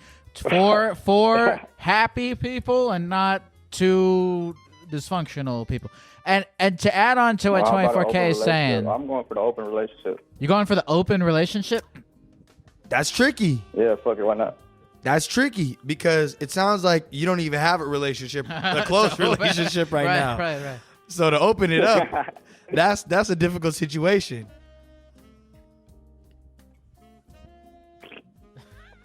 I don't know, man. Well, we do, and we vote. I hope I'm correct in this. No, I was gonna say. I mean, like what 24K is saying is 100% correct, and it's like, dude, I think what's getting in your head is like the fence sitting, right? Because you're like, I want to fuck. Like you're fucking around with other girls, but you still like this girl. It's like commit to one option. Yes. If you're going to commit to, I'm not fucking around with other girls. I'm going to try as hard as I can to fix this, which, by the way, I kind of don't recommend because it seems like the writing's on the wall. But if you're going to fuck around with other girls, commit to fucking around with other girls and just be like, listen, I'm going to have a respectful relationship with this person for the sake of my child, but I'm not going to hold out hope for it because, again, the writing's on the wall. If she's like, she's not into it, you cannot force somebody to feel a way about you. Yes. You just got to accept it and then move on. And, of course, you have a child together, so be cordial in that way, but it's the fence sitting. It's the, if only I text her this at this time with this many emojis type of thing, and maybe she'll come back to me. It's those thoughts that are gonna fuck with you, man. So commit to one option, commit to one plan of action here. Okay, yeah, I feel that. Well, no, that's why I fuck with y'all. That's why I fuck with 24K too. We fuck with you, KD. We fuck with you, KD. We hope you heal soon and you could continue doing well for the Brooklyn Nets because they're in trouble right now. Thank you for calling, KD. Know. Can't believe we had Kevin Durant on the call, man. That's I dope. know. I've been trying. I gotta get him on here in a Gecko suit. That would be crazy. I don't think he would fit on this screen. How tall is he? Like what? 6? He's like 7 foot tall. 7 bro. foot tall. Yeah, that Jeez. man's tall as fuck. Hey, cheers, baby. Woo-wee. Aaron? Hey, Ron? Hey, wow. Oh, my goodness. This is such a trip. Hey, Aaron. guys. What's up? Awesome show so far. How you doing? Thank you very much, man. Listen, man. It says here, I figure we can get right into it. It says here that you recently overheard a group of work friends discussing that they're all going out and you have been excluded and you're feeling disappointed. Tell us more about this. Yeah. So that's the long and the short of it. I will give you context, and I will do my best to keep it fairly succinct. If I'm using that word correctly, but you are. So basically, like I started working at this workplace maybe 3 or 4 months ago, and as yet it has been it's a restaurant, and as yet it has just been like the best restaurant I've ever worked at. The work is cool. The people are all super cool. My best buddy started working there at about the same time, and I feel like so validated and valued working there, and like I know that I'm doing great work, and like so on and so forth, and I just felt like geez, man, I'm getting along so well with my managers, and like people are happy to see me.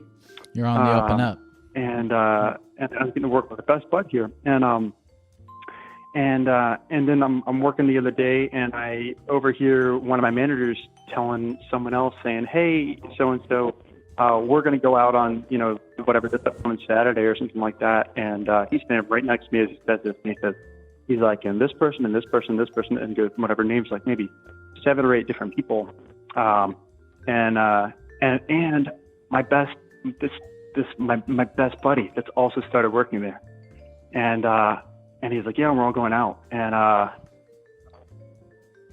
dude, it hurts so bad because like as yet, I have no one has mentioned this to me yet, and I just like, and I get that I'm not entitled necessarily to people wanting to hang out with me or whatever, but I was so disappointed. And I still am. Like this happened yesterday. So super disappointed. Damn, buddy. I mean, I definitely feel you on that. Being excluded sucks, especially when it's something your other friends are going to do and you can't be included in that. And it's very mature of you to acknowledge that you're not entitled to being invited, but you are also valid in your feelings of being disappointed and wishing that you could be at that event. Yeah. What are they going to do anyways? That's true. Okay, this is kind of funny, but one of our managers has been single for quite a while, so they're gonna go out and go shopping for him and like get him a new haircut so he can get a girl. So they're going to the mall to give Which is give like your kind of manager lame, a but like 8 deep. They're going 8 deep to the mall to give your manager a makeover. It's a lot of opinions. Yeah. On how on the looks. You know what Yeah. I'm saying? How would you rate your haircut out of 10? Oh, I'm bald. Well, that's why you didn't get invited. I'm bald, man. You have no valid opinion on hair. You don't have any in the first place. Oh shit! So true. Yeah, facts. They're like, what is this guy now? Yeah, don't take it personal, man. Is there any other bald people that got invited? You know what? That's a good point. That's very true. I follow your logic. Well, don't take it too personally. It's if they're going out to eat, going to a bar, okay, I feel you. But you just don't have any hair. You have no knowledge on this subject. So it's just out of your area of expertise. That's so funny. Don't feel bad about it. Oh my gosh, that's the funniest take. I've chatted with a couple of different people about it. That's the funniest shit. Oh my god.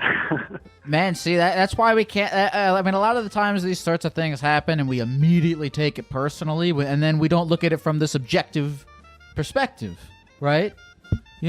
So yeah. I think there's you jump to immediately, oh, I'm being excluded, oh, these people don't like me, when there's a variety of variables and factors in this situation that could be far from that truth that you decided is the truth for really no reason. So, you being bald, another version of the truth.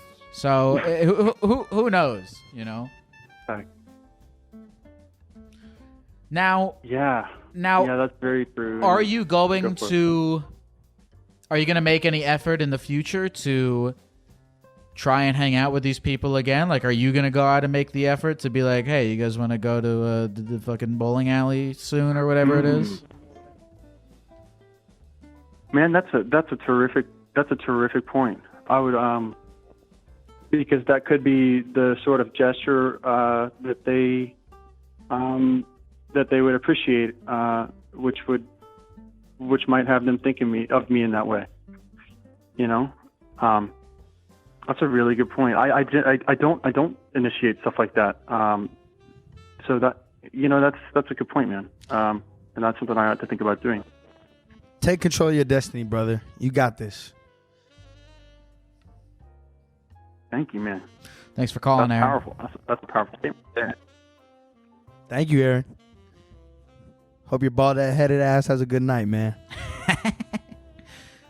It's true with stuff like that. Like, our intentions are always perceived differently than, because all people ever see is our actions and our words, but our intentions are never perceived, which is a scary fucking thing to think about. Yeah.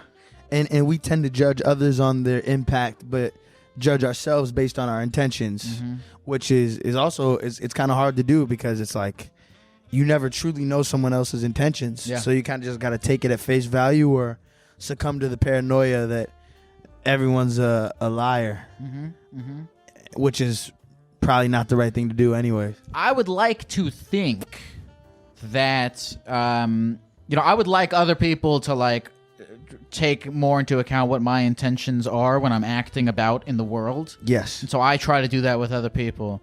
But it's scary to know that my intentions are not always being perceived as I might be coming off in a way different way than you think you are, that you hope to. Yeah. No, that's difficult. That's probably one of the hardest parts of being a social human. Or you could just stay alone and just sit with your fuck me silly mega masturbator. You could be an autosexual. Yeah, you could be an autosexual. There's people who are gonna listen to this and be like, "Oh, am I fucking? I didn't know there was a word for autosexual. I didn't know that was a thing." We're helping people find their identity in this crazy world that we live in. Beautiful. Look at us. DC. Hello? DC, how you doing? Brother? How are you? We're doing good. We're doing good, DC. How are you doing? I ran into you guys today, and I'm glad I did. And I love you guys' show. I'm going to start following you guys. But not to keep all the listeners on hold, DC. Can I share my story with you? Yeah, of course. Talk to us. Talk to us, DC. DC, it says here. DC, I'm gonna give the abstract here, and then you can sort of fill in the blank. It says here that you're from Somalia, 33 years old. You once had sex with a girl and both of her aunts in the same night. What was that like? Yes, in the same house. So the story starts before I met her and her, and I already broke it down for the person I talked to. So can I start it from the beginning, or you want me to start it off from? I want you to tell us honestly. And here's my thing with stories. Do you feel as though you could give us an adequate account of what happened in under 2 minutes? I swear to God, everything I will tell you is no lie, and it will. No. It's not about truthful. It's not about truthfulness. But do you feel like you could give us the account in under 2 minutes? 2 minutes or less. Okay, so I travel for work. I come to a new state, and then a friend of mine invited me to her house instead of my hotel. Her friend ended up hooking me up with other friends. So I ended up in a back alley picking up two females fighting. They were fighting? They were fighting. I'm talking about shirts ripped off, everything, like bras out. And you managed to pick them up in the middle of their fight? We waited till they finished their fight, and then it's funny when I tell people like, can you tell your story in 2 minutes, and that's how we get to like I was traveling and then I was in a back alley. So they finished the fight. So we go to the hotel. Okay. We go to the hotel. The other two chicks in the one that I came to, and the other one in the back. There's one that's in my car, the one I'm interested in. The other two got into a fight in the parking. We broke that fight up. What are these two fighting about? Why are they always getting into fights? Yeah. 2 dudes and 3 females. So the competition is me and the homie. So they all drunk. This is, by the way, this is like 2:30 in the morning. We all drunk as fuck. All right, so you're drunk. So we go up the stairs. 2 dudes, 3 girls, on the way to the hotel, up the stairs. We go up the stairs. We go in the room. Everything is perfect. We started smoking and we started drinking. Next thing you know, Heineken bottles start flying. I don't know what the girls started talking to each other, what they start telling. I feel like this guy other. works for the tourism board of Somalia. You see Heineken bottles. I want to go now. He's really selling. Situation Yes. Man, I'm thinking I need to get out of here. I'm here for work. I have to open up a new office and work for 3 weeks over here. I did not come to get killed over a pussy. So I'm trying to leave. So a girl, the one that I like, she liked me too. So she's like, let's dip. As we trying to dip, the other chick hit the chick with the bottle. The chick grabbed the bottle. She didn't break her head with it. So she smashed the bottle on the wall. It stabbed her right on the cheek, and it stabbed her on her neck. Wait, I want to fast forward a little bit. Did you end up having sex with the girl that stabbed another girl and the girl that got stabbed? No, that's the aunties. The one that took me out of there, I had sex with her and her 2 aunties. I was trying to get to it. Did I kill my 2 minutes already?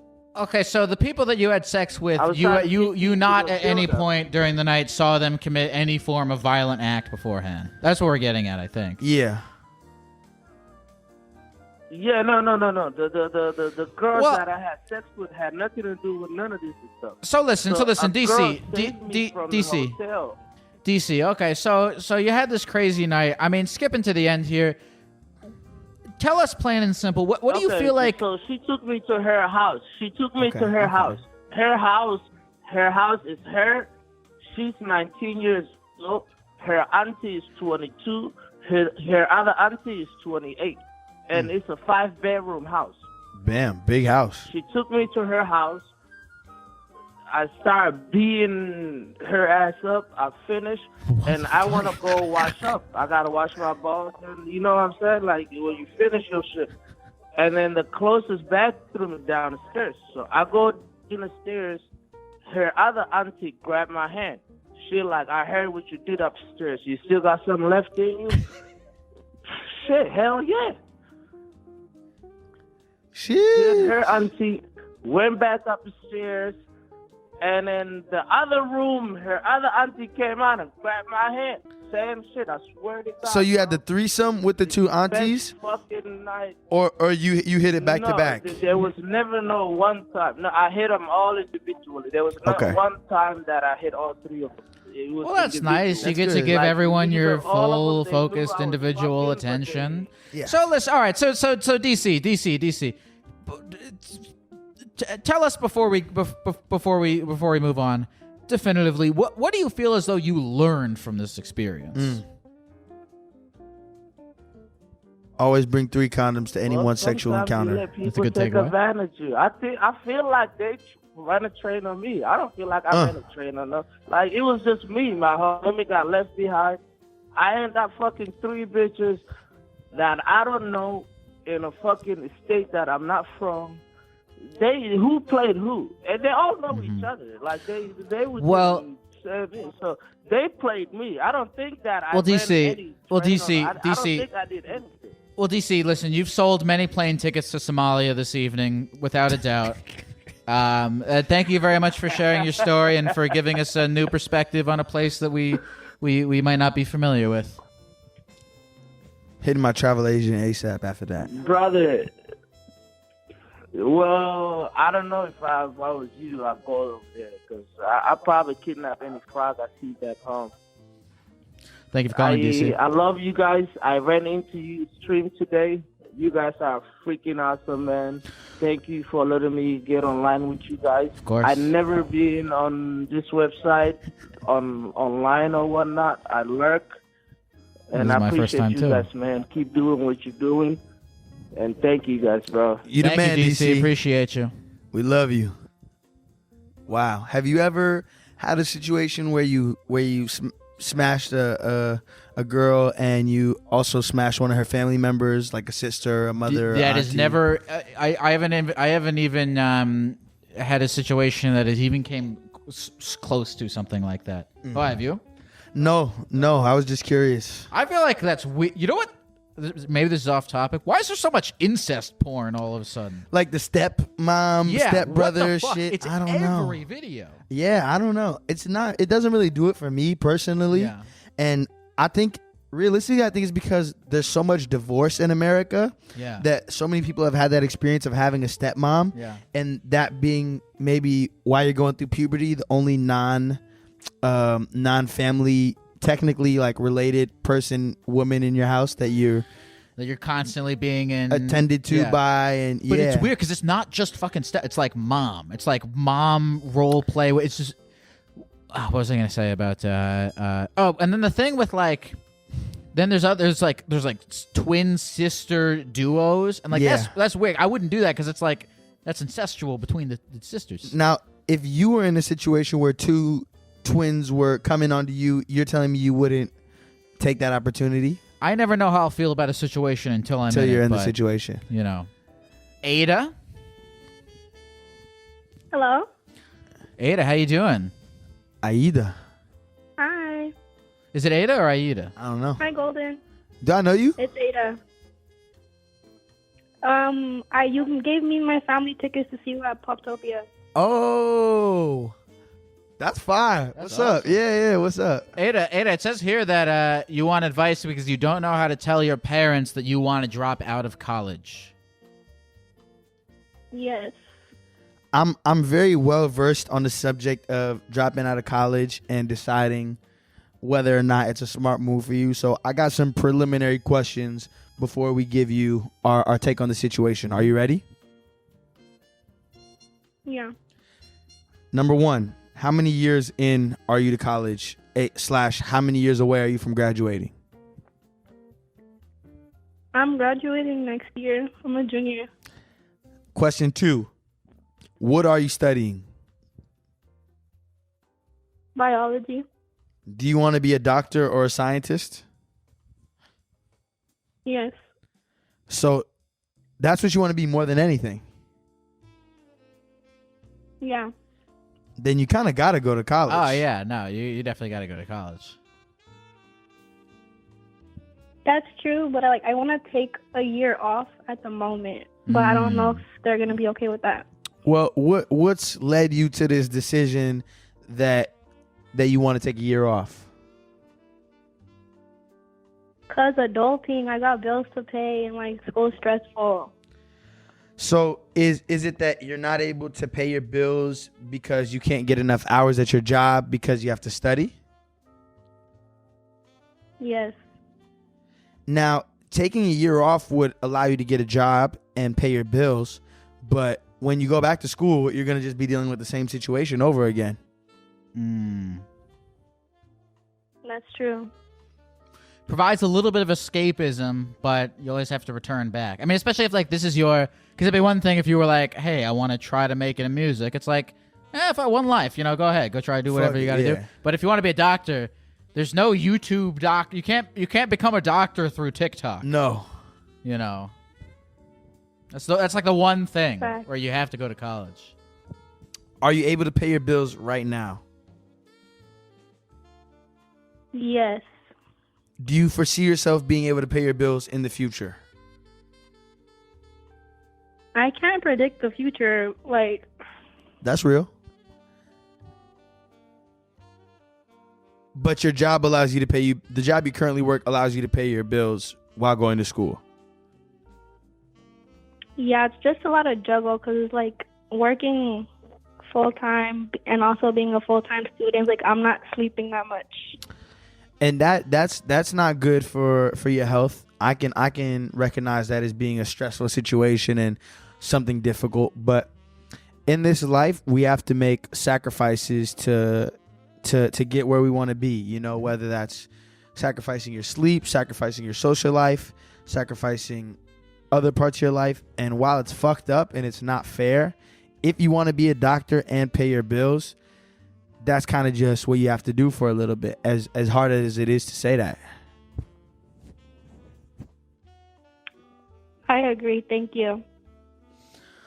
Beautiful. Thank you very much for calling, Ada. You got this. Thank you. Have a good night. If nobody told you this today, I believe in you and I love you.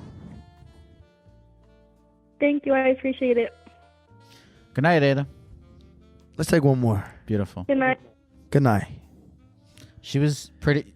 You got through to her. She was like, she proved, because a lot of the times you give someone advice or something and they go, but there's this part. She was just like, yeah, you're right. Yeah. It's just suffer. What is it? No, cry now, laugh later. Or just Cry now, flip it laugh. reverse. But it's true. You gotta take some shit, especially if you want to be a doctor, man. That's a whole thing. And you're gonna have to be in school for like 8 more years, man. That shit is stressful. Okay. All right. Let's see.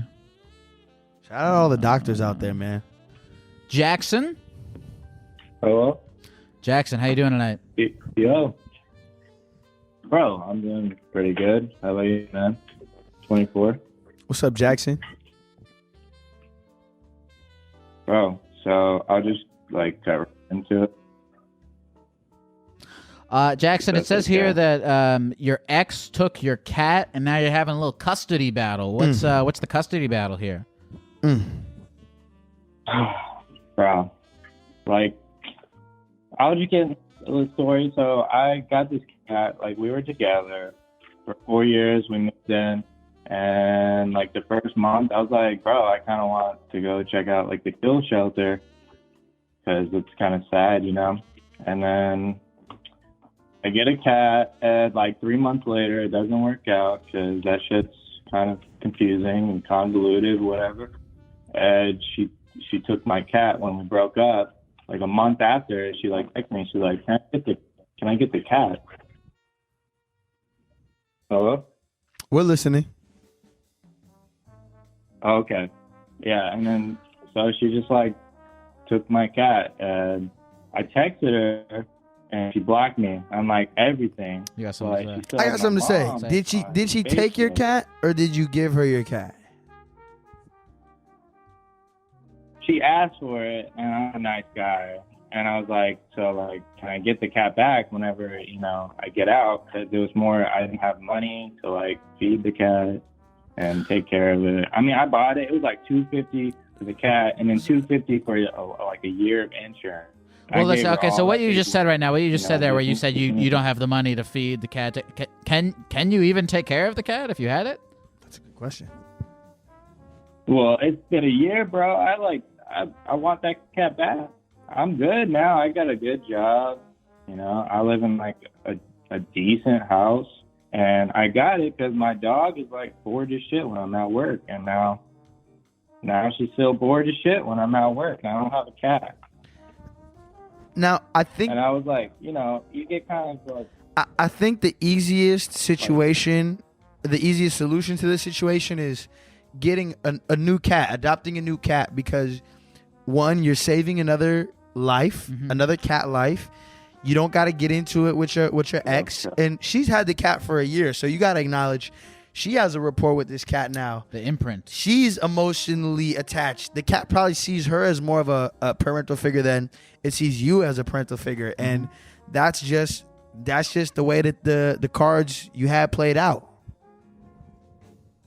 I guess so, but like, me and that cat, we're like awesome together. Like, we named it after that Frank Ocean song, Ivy. It was like the coolest like colors. It was like black, gold, and it had like orange stripe on its chest. And the lady said that that's the first time she's ever seen a cat like that. Well, yeah, I want the cat because I bought the cat, and now like I can't even. Well, get with her. Well, and the Jackson, have you ever considered the concept that if you love something, you let it go? I mean, if the cat you believe is having a very nice life with your ex-girlfriend, and you got a beautiful dog at home. She did it just to fuck with me. You know what I'm saying? Like, it was more like a spite thing, because I was with her for like 4 years, dude. She totally like made it like a spite thing. If it was only out of a picture, and then if it was only out of spite, she would have either neglected the cat to death, or gave it away now, or some other situation. She's still keeping this cat, so she must fuck with it at some level. That doesn't have to do with you. And I think that's your ego talking right now, trying to tell you that it's all about you. But maybe it's not about you, Jackson. Maybe she really does love that cat. Possibly. I mean, it's been a year. I never considered that. I just thought, wow, she did it out of spite, because I broke up with her because we were right. But it's been a year. A spite relationship ain't lasted a year. It's a little. She loves the cat. She loves the cat. I think you might be a little more upset about the girl than the cat, if we're being honest here. For like 4 years, I mean, I get it, but I mean, now I see how like people who go through divorces kind of like have it from like a parent, because now I don't have to pay alimony, but now I don't get to see my kids. Like, that's fucked up. Like, I raised that cat to like be cool as fuck. I mean, she wasn't there for the first month, but her life was pretty chill. She like sunbathed, and my dog and her would sleep, and like they were jokes.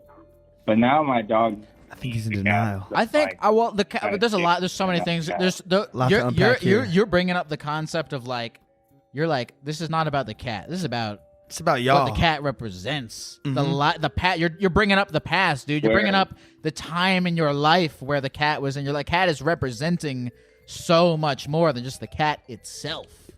Amen. And dude, like Jackson, man, like, you got love in your heart. All right, you got this big goofy dog. There's more memories to be made. There's more cats to be had. There's lots more in the further pages of the book of your life. to explore, you know. And you know what? Maybe even if we are wrong, and you know, this is just all about the cat, you know, like the cat's with your girlfriend now, you know. It's in the past. Unless you're pulling like some Keanu style heist, it's you gotta just accept that for what it is and accept that. Think about that option. You can't control other people. You can't control the cat. You can't control your girl. All you can control is your response to it. So you either A, steal the cat, B, get a new cat, or C, enjoy the dog that you have. Oh shit! He did not want to hear that. No, that was me. Hold on, we'll call him back one last time, and then we'll. Right. But you were getting on the right foot there. You know, I like to present people with their options. Thank you for calling therapy. Which also happens to be the name of my next single, dropping tomorrow at midnight. Welcome, host. You are now in the host room and can manage your callers from the call-in studio web interface.